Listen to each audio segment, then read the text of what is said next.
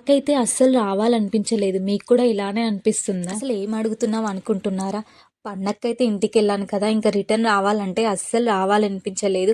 నేనైతే పండగకి already 4 days ముందే వెళ్ళాను. 2 డేస్ మా అమ్మ వాళ్ళ ఇంటికాడ ఉండి, అక్కడి నుంచి అయితే మా పెద్దమ్మ వాళ్ళ ఇంటికెళ్ళాను. పెద్దమ్మ అయితే మంచిగా వచ్చేటప్పుడు అప్పాలు, చట్నీ అన్నీ మంచిగా ప్యాక్ చేసి అయితే ఇచ్చింది. 2 సంచులు చెల్లికొకటి, నాకొకటి. ఇంకా స్టేషన్‌కి అయితే బయలుదేరాము. పెద్దనాన్న అయితే తీసుకొచ్చాడు స్టేషన్‌కి.